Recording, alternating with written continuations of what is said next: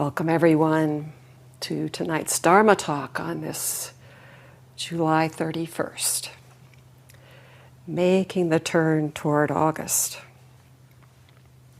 2025. These are called the dog days of summer, actually an astronomical reference. And in many parts of this northern hemisphere, folks have been experiencing extreme heat coupled with high humidity, dog days in that colloquial sense, exponentially boosted by the rising temperatures of climate change. In a couple of weeks, Scott and I are going to be heading to Germany along with mountain cloud teachers Shanna Smith and Carolyn Seabird for the annual Sambo Zen teacher training. Heat is likely to be an issue. There's no AC over there. But here in northern New Mexico, we've had a reprieve this summer. Temperate days and the steady gift of monsoon rains. The land is in bloom. Wherever you are, whatever the weather,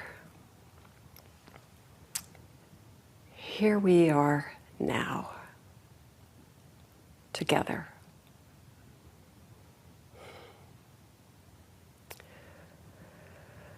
Last week, I quoted the late poet and spoken word artist Andrea Gibson on what this moment is. This moment. This now. Is there any edge or border, anything outside it?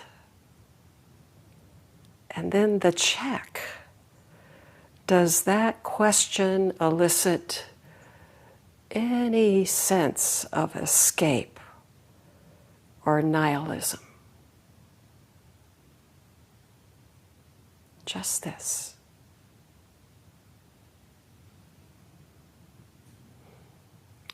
Taking in her cancer diagnosis and becoming more and more bare and present to it, Andrea said, "There is so much more time in a moment than in a decade."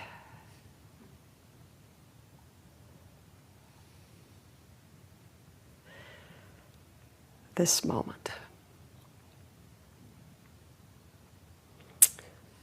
Tonight, I'd like to begin with a quote from the 20th century Turkish poet Nazim Hikmet, a writer and literary figure who in his lifetime was repeatedly arrested for his political beliefs and who spent much of his adult life in prison or in exile.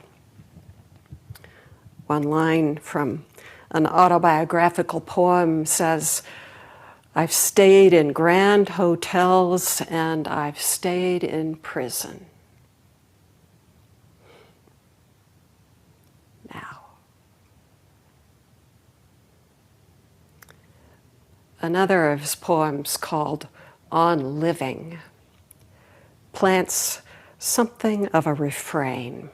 And here's the line that caught my ear. Nazim writes, "I mean, living must be your whole occupation." Living must be your whole occupation.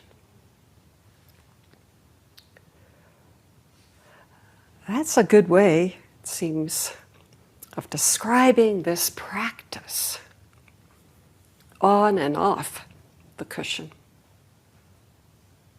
Practice, moment to moment, whole and unending, or we could say living, alive, with no opposite. So what about the basics of this practice? What are we doing when we sit?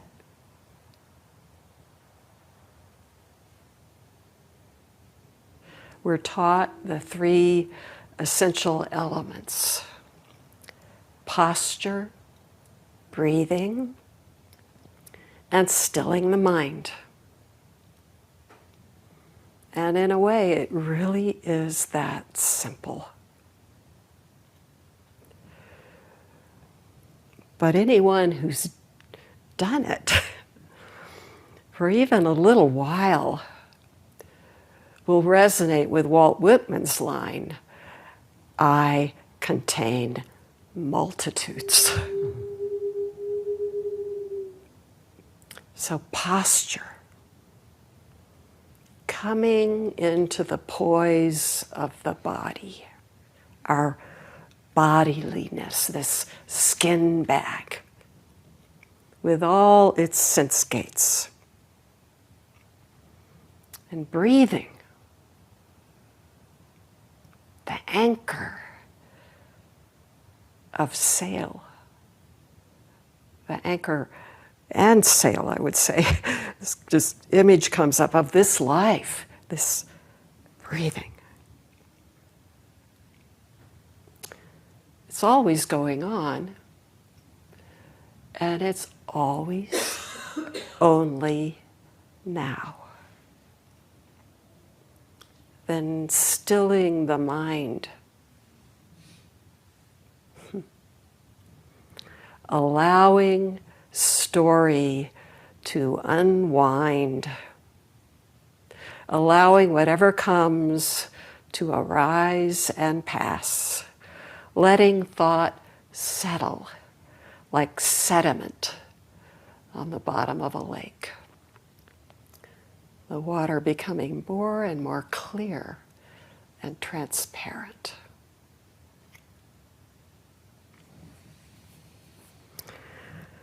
Just a note that comes to mind.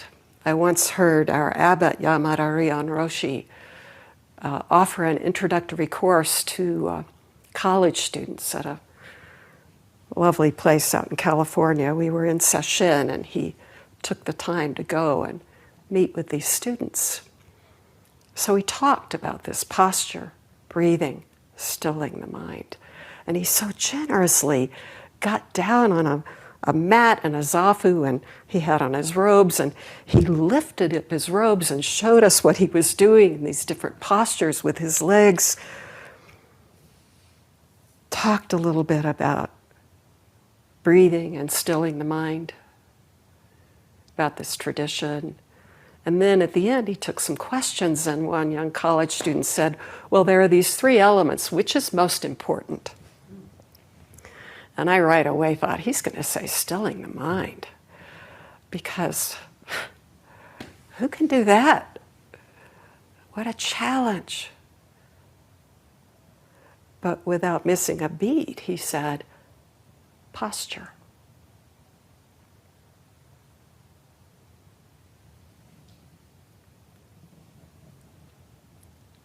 We're all at different places with that, and some of us older folks can't sit the way we used to. But there is still this poise.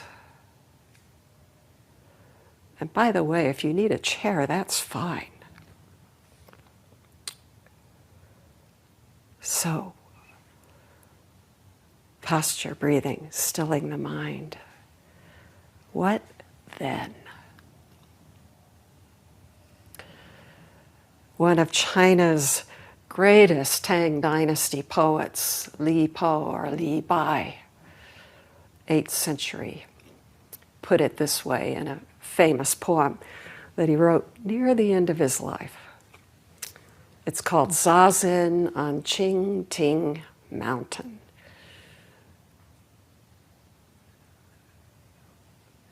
We could say Zazen at Mountain Cloud. Here's the verse. The birds have vanished down the sky. Now the last cloud drains away. We sit together, the mountain and me, until only the mountain remains. That's the translation by Sam Hamill. Here's David Hinton's translation. Birds have vanished into deep skies. A last cloud drifts away, all idleness. Inexhaustible, this mountain and I gaze at each other. It alone remaining.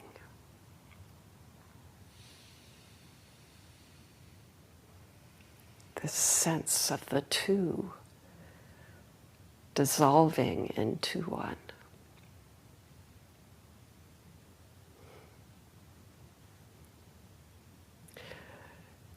I read those poems or come to this place and think, no wonder monks went into the mountains. But the experience Li Bai describes doesn't depend on geography. The myriad things, as this tradition keeps saying, the phenomena of our lives arising and passing, utterly fleeting, like those clouds, those birds, and the one inexhaustible fact going nowhere.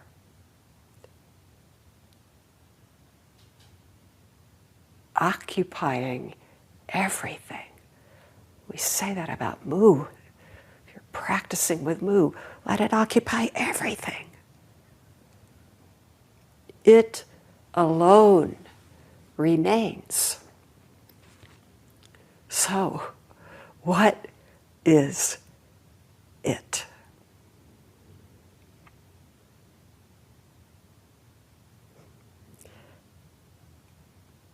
There's a koan that surfaced this week, a pointer to the fundamental reality of our lives, the it that shows itself freely in every bit of our ordinary activity. It can't hide. As our gata, our verse says, it's always encountered. But we can miss seeing, realizing what this reality is, what this is. And so, we practice. So here is case 21 of the Book of Equanimity, or Shoyoroku. It's called Ungan Sweeping the Ground.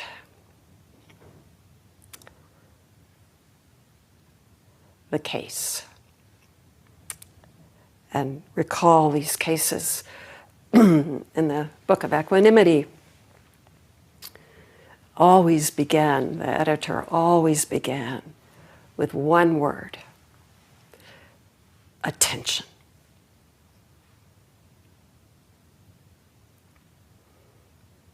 You could say that's the koan, but here's the case. When Ungan was sweeping the ground, Dogo said, "You are working hard, aren't you?" Ungan said, You should know there is one who does not work hard. Dogo said, is that so? You mean there is a second moon? Ungan raised his bamboo broom and said, what number of moon is this? Dogo was silent. Then there's this little add-on. Gensha said later, that is precisely the second moon. And Unman, these great masters, also said later, the manservant greets the maidservant politely. Their comments on this exchange.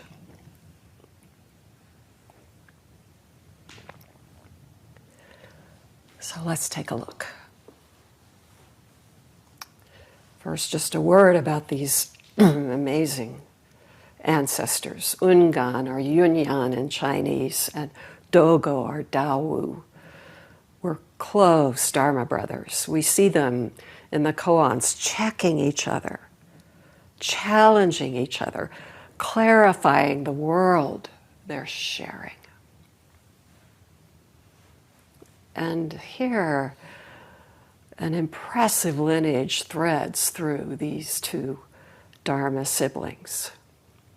Ungan studied with Hyakujo, Master Hyakujo, for 20 years, but didn't awaken.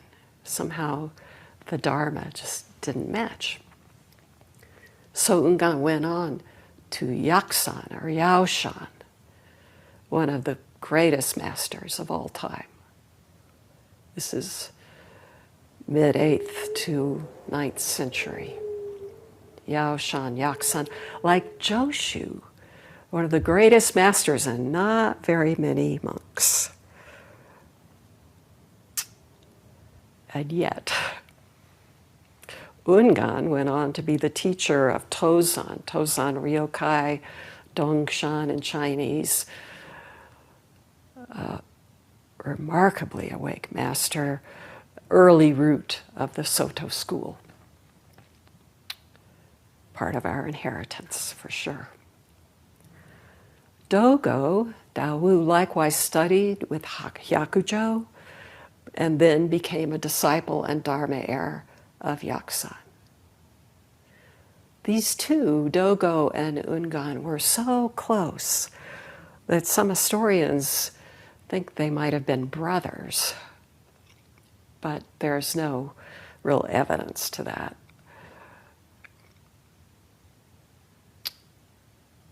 As a note, Ungan was 11 years older than Dogo. Dharma friends. These Dharma friends that the Buddha said is the most important thing in this practice.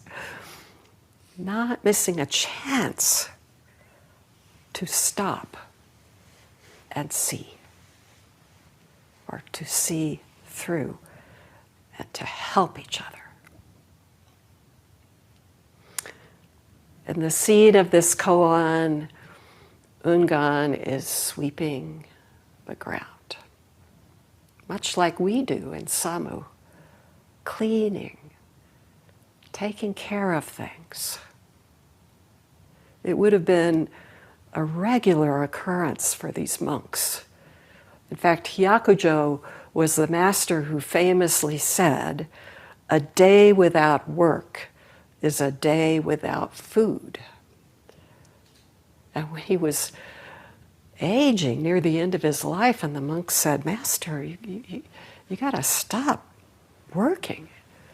And Hyakujo stopped eating. So they handed him the broom.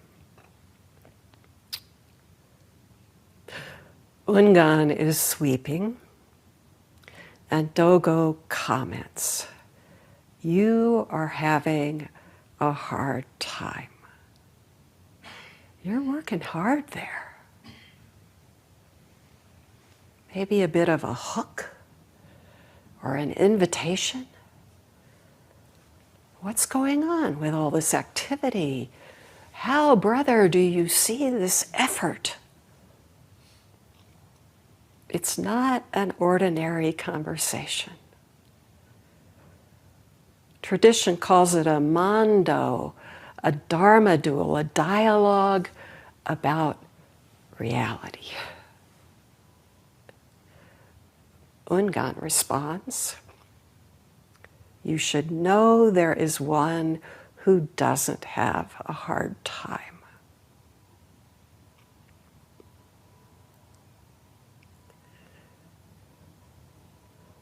Dogo is asking from the perspective of the phenomenal world, the world of form, of standing, sitting, laughing, crying, sweeping. He's presenting that world, this everyday world. You're working hard at work. Ungan then responds from the perspective of the essential world, the empty, infinite world of boundless freedom where there is not one thing and no one doing anything. There's nothing going on.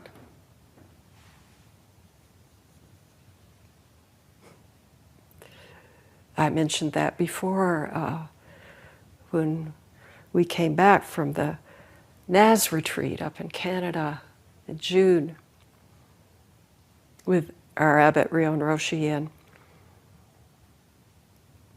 a couple days in, all in silence, we were at a meal and I walked in with my tray and my gaze just happened out of this sort of peripheral vision to fall on his hand raising a glass to take a sip of something.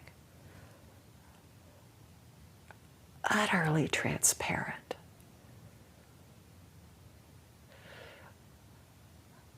I mentioned it to him in Doksan, just in passing. And he said, there is nothing going on. Dogo pushes back. Another move, another step in this dance. If that's true, you mean there's a second moon? Form and emptiness? Emptiness and form? Are there two worlds? Are there two moons? Ungan holds up his broom. Which moon is this? This one, this whole, this bamboo broom that is at the same time the evening sky, the gathering clouds, fans in the zendo, the desk, the floor, the computer, you're sitting, you're breathing, you're listening, holding up the broom. That one gesture, and the whole world is completely exhausted, swallowed, and everything comes rushing in.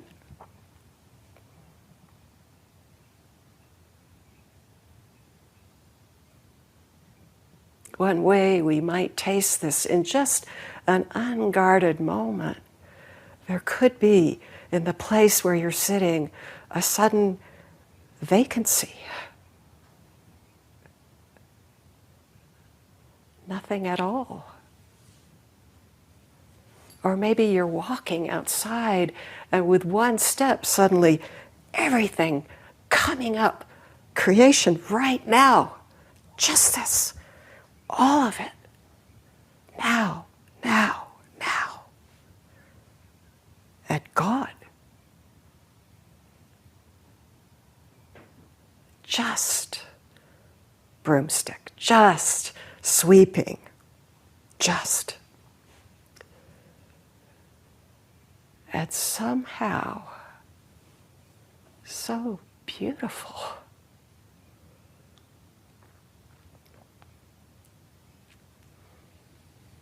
Are there two moons? We do set them up, float them in orbit, this odd and oddly defensive two-ness. Self, other, inside, outside, love, hate, body, mind, good, bad, life, death. As if love could be divided. All the dualisms we contrive and then hang in the sky as if they illumine us. So what might it be to release our grip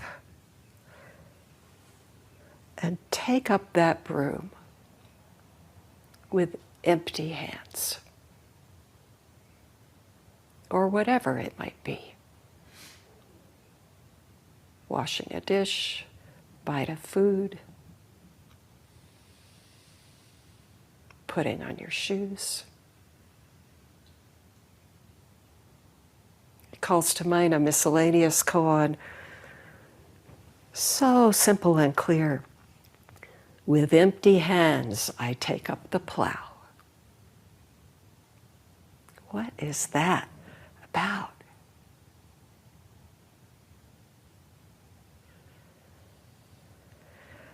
Two moons sweeping the ground. Sweeping the ground, there's an image from this practice, old image of zazen, which is sometimes likened to polishing a mirror, wiping away the dust, the samu of clarifying the eye that can see without the artifice of arbitrary judgments, without the scaffolding of a separate self, without the delusion about who and what we truly are. Sweeping the ground of our lives. Zazen.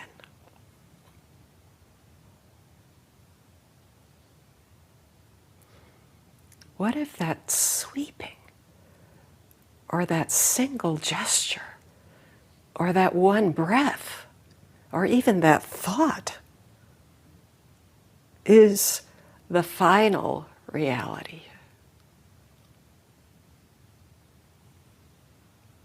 What if our searching itself is right there, the complete expression of what we so earnestly seek, our own true home?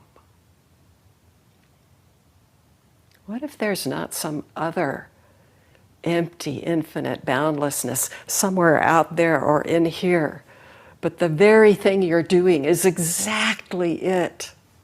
Or as the Heart Sutra puts it, precisely it. And everywhere you turn is also it. Intimately. You. Intimately. An entirety.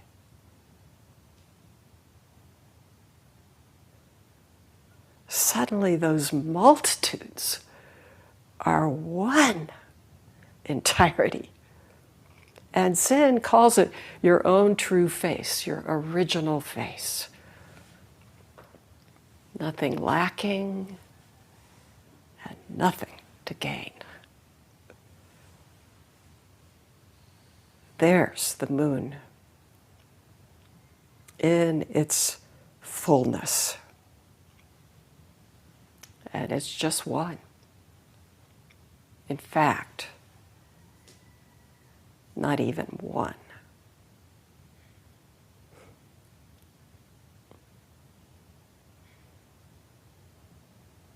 not even one.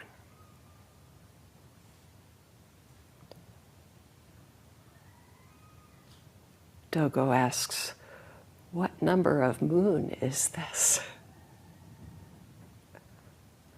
Put any number you want there. The multitude of activity.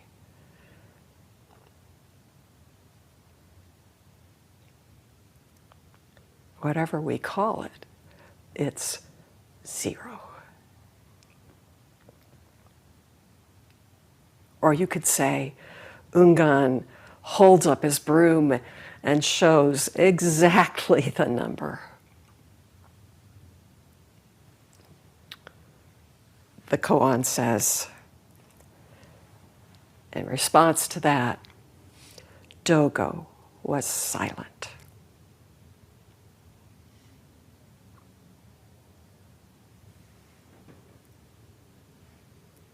I don't think he's stumped. There's the moon. Dogo was silent.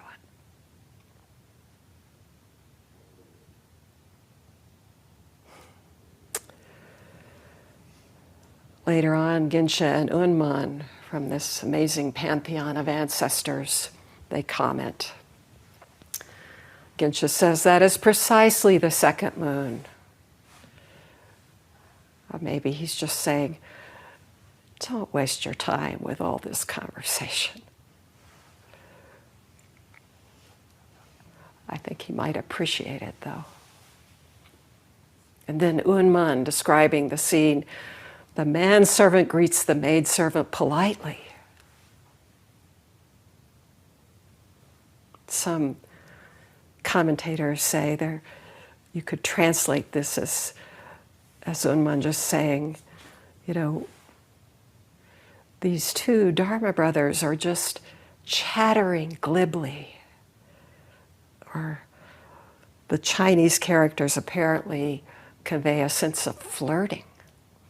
They're just flirting with each other. They're just at play in this world and on our behalf.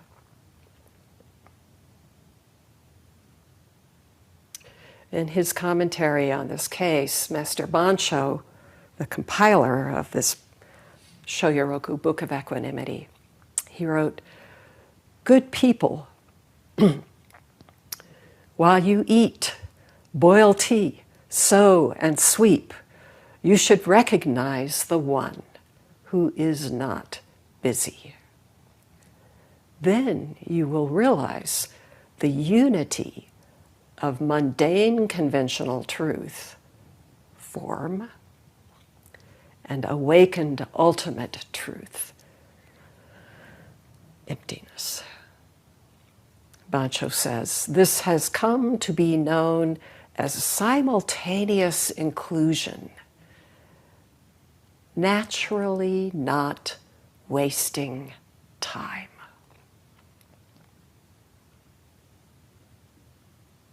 I like that last phrase, naturally.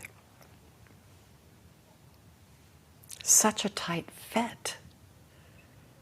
Naturally, nothing to waste, nothing to leak, nothing lacking. Naturally, fully immersed. Could that be what Nazim Hikmet meant when he wrote, I mean, living must be your whole occupation? Or what Andrea Gibson meant when, in the last year of their life, they said, there is more time in a moment than in a decade. Or might it be Bansho speaking a word to us about the middle way, this practice that patiently polishes the mirror and trusts already so, already clear.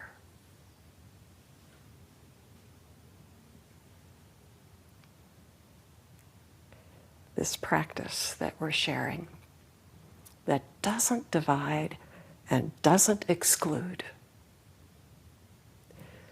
and knows no end.